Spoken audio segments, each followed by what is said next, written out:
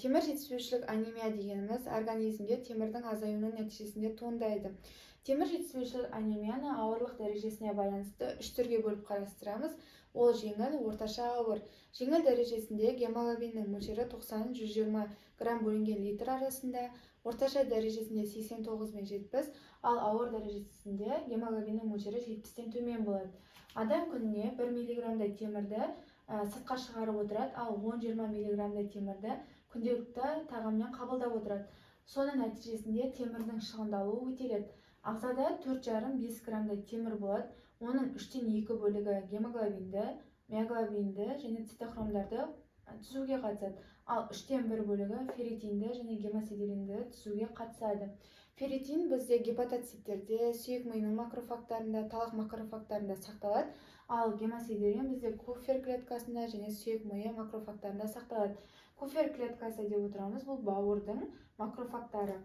Енді этиологиясына келетін болсақ, темірдің тағам арқылы аз түсуінің нәтижесінде болады. Яғни бұл әлеуметтік факторлардың төмендігіне байланысты, тұрмыстық жағдайдың төмендігіне байланысты күнделікті тағамды аз қабылдау, сонымен қатар вегетариандарда болады. Себебі вегетариандарда гемдік емес темір болғандықтан, олардың қанға шығуы баяу жүреді.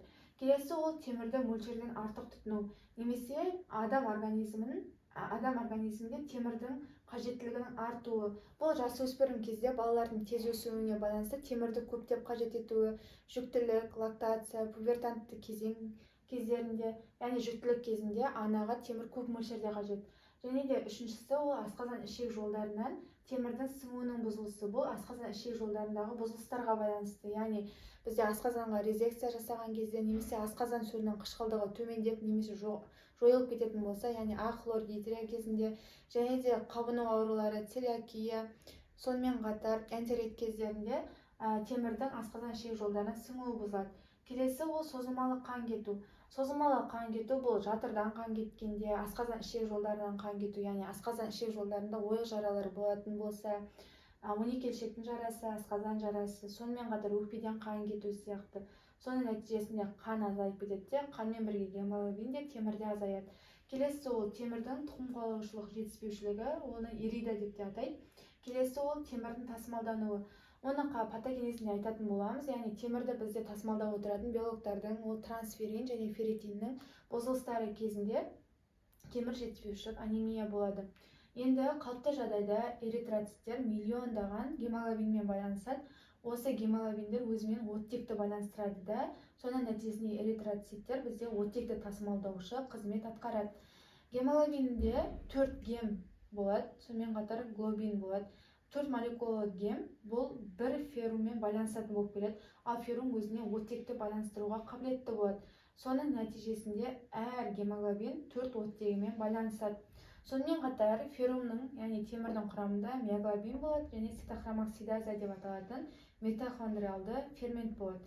Миоглобин бұл бұлшықетке оттегіні тасымалдайды, ал цитохромоксидаза бұл оттекті көп өндіріп, бізде энергияны қамтамасыз етеді. Соның нәтижесінде темір шаштың түзілуіне, сонымен қатар тырнақтардың өсуіне де қатысады. Темір организмге 2 түрде түседі, ол гемдік темір және гемдік емес темір. Гемдік темір ол 2+, яғни 2 валентті түрде, ал гемдік емес темір 3+, яғни 3 валентті түрде болады.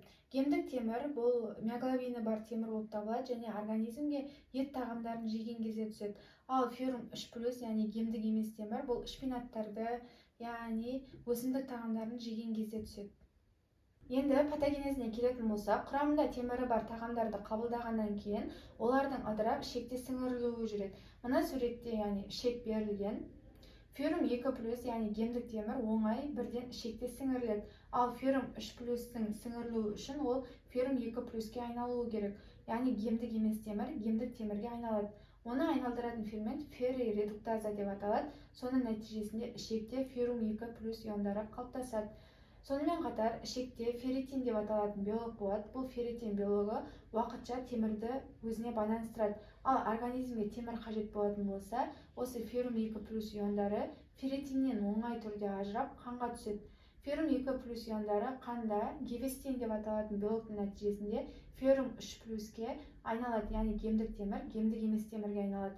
Сол кезде қанда трансферин деп аталатын тасымалдаушы белок болады. Осы тасымалдаушы белок феррум 3+ті қажетті мүшелерге, бауырға және сүйек миына жеткізеді. Енді осы этиологиялық факторлардың нәтижесінде темір болмаған жағдайда сүйек миы эритроциттерді өндіре бастайды, бірақ бұл эритроциттер кіші мөлшерлі, яғни микроциттарлы эритроциттер болып табылады. Яғни оның құрамында гемоглобин жоқ, темір жоқ, соның нәтижесінде гипохромды болады. Темір болмағандықтан, оның оттекпен байланысуы болмағандықтан, оттектің тасылуы да болмайды, гипоксия болады. Осы гипоксияның нәтижесінде ол орталық жүйке жүйесін тітіркендіреді де, орталық жүйке жүйесі сүйек миынан көптеген эритроциттерді бөле бастайды. Бұлар толық қалыптаспаған эритроциттер болып табылады. Осы эритроциттер пішіні әртүрлі болса, оны пойкилоцитоз, ал көлемі әртүрлі болатын болса, оны анизоцитоз деп атаймыз. Клиникалық көрінісіне келетін болсақ, анемиялық синдром және сидеропениялық синдромнан тұрады. Анемиялық синдром кезінде бұл бұлшықет әлсіздігіне және де гипоксияға байланысты белгілермен көрініс береді. Бұндай белгілерге әлсіздік, бастың айналуы, талып қалу, жүрек соғуы және ентігу жатады. Ал сидеропениялық деп отырғанымыз, ол құрамында темірі бар ферменттердің жеткіліксіздігінің нәтижесінде пайда болады. Бұл кезде зақымдалатын органдар ретінде тері, несеп жүйесінде, орталық жүйке жүйесінде және асқазан ішек жолдарында өзгерістер болады. Ең бірінші теріде құрғақтылық, аяқтар мен қолдарда тірмелердің пайда болуы, ангулярлық стоматит және де тырнақтардағы өзгерістер, яғни кайлонихия, яғни тырнақтардың қасық тәрізді иіліп орналасуы, тырнақтардың жұқалығы мен сынғыштығы болады. Шаштарда да шаштардың жіңішкеруі, шаштардың түсуі, сынғыштығы болады. Келесі асқазан ішек жолдарында тәбеттің бұрмалануы жүреді. Тәбеттің бұрмалануы, яғни тағамдық емес заттарға құмарлық, ол шикі ұн және де борды жеу жатады. Келесі ол тілдегі өзгерістер, яғни тілде ауырсынатын, қызғылт және де бүртіктерінің семуі көрініс береді. Келесі ол Пламер-Винсон синдромы. Пламер-Винсон синдромы кезінде бұл шашалу және де өңештің төменгі 1/3 бөлігінде спазм болады, қатты заттарды жұта алмау жатады. Орталық жүйке жүйесінде иісті қабылдаудың өзгеруі, яғни керосиннің және де бензиннің, резеңкенің иісіне құмарлық. Келесі несеп жүйесінде көбінесе жас қыздарда кіші дәретке жиі баруы, түнде несебін ұстай алмауы, жөтелген және күлген кезде несептің шығып кетуін айтамыз.